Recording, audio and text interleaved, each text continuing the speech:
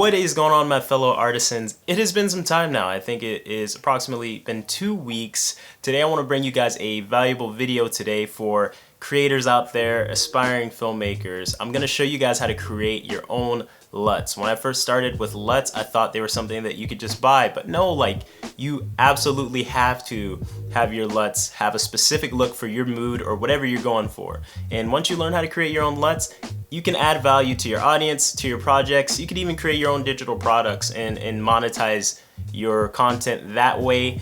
But yeah, let's get right into this. We're gonna do this on Photoshop and export it to Adobe Premiere Pro CC. Before we jump into this, guys, if you enjoy content like this, definitely subscribe and become an artisan. Join the community. We try our best to upload videos every Wednesday. Let's get started on how to create your own unique Luts. Okay, so guys, the first thing we want to do is jump into Premiere Pro. I have a clip of me and my buddy from our documentary Sparring, and what I want to do is export a frame. To do that, you just hit this plus button if you don't see it, but it should be over here in this column, and it looks like a little camera, and you hit export frame, which is Control-Shift-E. On the Mac is Command-Shift-E. So I hit that. All right, and I name it whatever I want. All right, and export it. Hit OK. And what we want to do now, once that's saved on the desktop, we go back to Photoshop.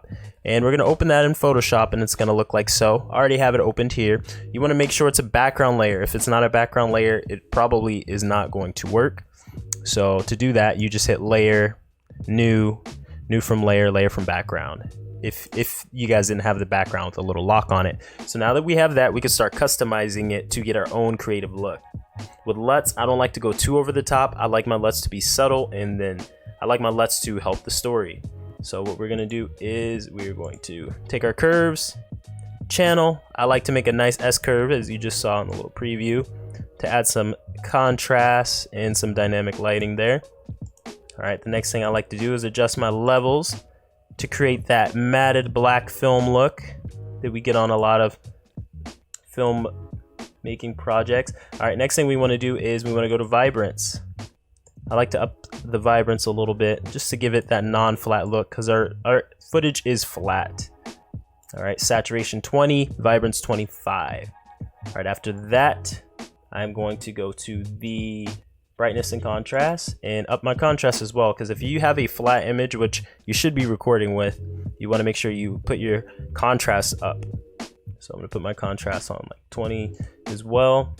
And just something to show you guys, we're going to go to color balance, and in our midtones we add some reds and magentas there. All right, that doesn't look too bad. I want to add a little bit more warmth to it, so I'm going to probably go back into the color balance option, go to our highlights, add some yellows, give it that warm look. All right, now we pretty much got our look for our project. We saw what the before was. It was very gray. Now we want to export it, so we hit File, Export. Color lookup tables is what you want to click, and you want your grids to be on high, and you want your file format to be on cube. And I'm gonna name this. All right, for the sake of this.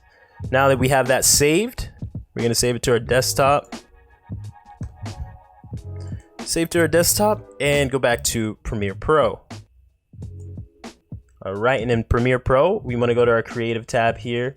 So we hit Creative, click our looks, then we want to browse those.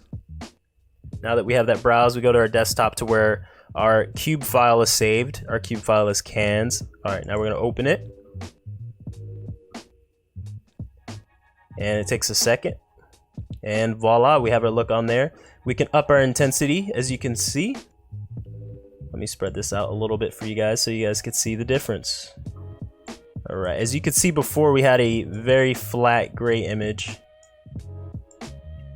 and it will be on all of your footage. I like to put them on adjustment layers, but it's up to you guys.